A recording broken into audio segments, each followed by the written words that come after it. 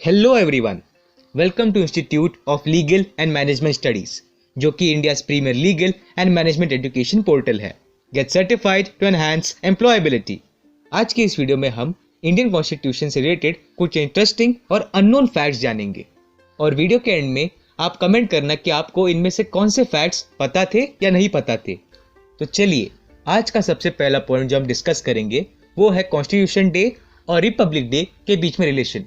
तो चलिए, इसको देखने के लिए हमको 1929 में जाना होगा।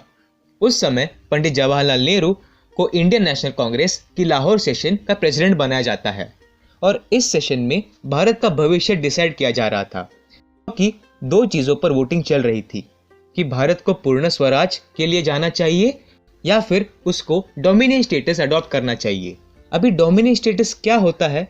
इसका मतलब ये हुआ कि भारत कुछ हद तक तो आज़ाद रहेगा, लेकिन ये स्टिल एक ब्रिटिश कॉलोनी के रूप में माना जाएगा और एज अ रिजल्ट ब्रिटिशर्स का रूल अभी भी कायम रहेगा।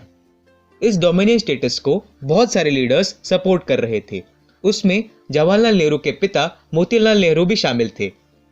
वही दूसरी ओर जो मांग थी वो थी पूर्ण स्वराज की, जिसे जवाहरलाल नेहरू, सुभाष चंद्र बोस, बाल गंगाधर तिलक ऐसे नेता सपोर्ट कर रहे थे। उसके बाद वोटिंग होती है और पूर्ण स्वराज को डोमिनियन स्टेटस से ज़्यादा वोट्स मिलते हैं। चलिए, तो इसी सेशन में ये डिसाइड होता है कि अगले साल यानी जनवरी 1930 के लास्ट संडे को हम पूर्ण स्वराज दिवस मनाएंगे, यानी 26 जनवरी 1930। अब हम आ जाते हैं 26 नवंबर 1949। अब इस समय कॉन्स्टिट्यूशन बनकर तैयार हो चुका था और अभी भी पंडित जवाहरलाल नेहरू इस सारी प्रक्रिया का एक भाग थे।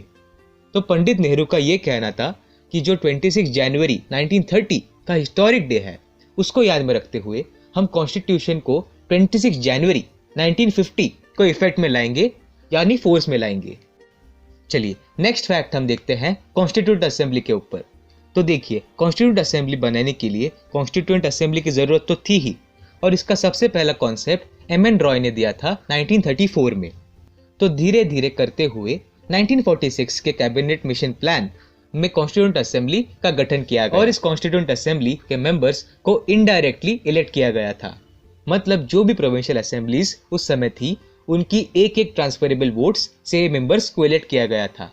इसमें इनिशियली 389 मेंबर्स थे। इनमें से कुछ 1947 के पार्टीशन के बाद पाकिस्तान चले गए और बचे 299 मेंबर्स। और इन मेंबर्स में डॉक्टर सच्चिदानंद सिन्हा सबसे ओल्डेस्ट मेंबर थे और इसीलिए उन्हें इस कॉन्स्टिट्यूंट असेंबली का टेम्पररी प्रेसिडेंट बनाया गया और डॉक्टर राजेंद्र प्रसाद को इस असेंबली का प्रेसिडेंट चुनाया गया। और इस असेंबली के दो वाइस प्रेसिडेंट थे, जिनमें से एक तो सबको याद रहते हैं, जो कि एस.सी. मुखर्जी हैं। लेकिन इस असेंबली के दूसरे वाइस प्रेसिडेंट थे वी.टी. कृष्णमाचारी और इस असेंबली के कॉन्स्टिट्यूशनल एडवाइजर थे बी.एन. राव, जिन्होंने बाकी देशों के कॉन्स्टिट्यूशंस को स्टडी करते हुए हमारे कॉन्स्टिट्यूशन का इनिशियल ड्राफ्ट तैयार किया था। और इस असेंबली की फर्स्ट मीटिंग हुई 9 दिसंबर 1946 को। तो चलिए, तीसरे फैक्ट में हम कुछ नंबर्स देखते हैं। कॉन्स्टिट्यूंट असेंबली की पहली मीटिंग 9 दिसंबर 1946 को हुई थी और हमारा कॉन्स्टिट्यूशन कंप्लीट हुआ था 26 नवंबर 1949 को।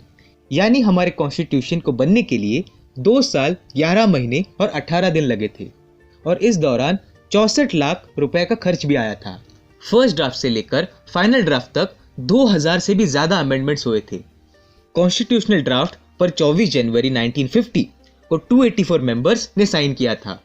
हमारे कॉन्स्टिट्यूशन के फाइनल ड्राफ्ट में 234 पेजेस थे और इसका वजन क्या आप गेस कर सकते हैं? इसका वजन था 13 किलो। अब भारतीय कॉन्स्टिट्यूशन की बात हो रही हो और डॉक्टर भीमराव अंबेडकर जी का नाम ना आए, ऐसा थोड़ी हो सकता है। तो अब कॉन्स्टिट्यूंट असेंबली ने डिफरेंट काम करने के लिए 22 कमिटीज का गठन किया था, जिसमें से सबसे इंपॉर्टेंट थी ड्राफ्टिंग कमेटी।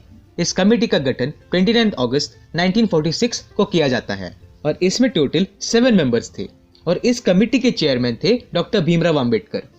इस कमेटी का मेन काम था, जो बी.एन. राव ने कॉन्स्टिट्यूशन का फर्स्ट ड्राफ्ट तैयार किया था, उसको देखना, उसको स्क्रूटिनाइज करना और उसका एक फाइनल ड्राफ्ट बनाकर कॉन्स्टिट्यूंट असेंबली को देना। तो अक्टूबर 1947 को ड्राफ्टिंग कमेटी अपना काम शुरू करती है और 21 फरवरी 1948 को कॉन्स्टिट्यूएंट असेंबली को अपना एक फाइनल ड्राफ्ट प्रिपेयर करके देती है। तो इसी के साथ आज का वीडियो कंप्लीट होता है, जिसमें हमने काफी सारे इंटरेस्टिंग और अननोन फैक्ट्स देखे हमारे कॉन्स्टिट्यूशन के बारे में। आप कमेंट करके जरूर बताना आपको इनमें से कौन से फैक्ट्स नहीं पता थे। आप Institute of legal and management Studies की वेबसाइट को जरूर विजिट करें। यहाँ आपको Indian Contract Act, labour laws, HR laws, GST और इससे रिलेटेड काफी सारे कोर्सेज अवेलेबल हैं।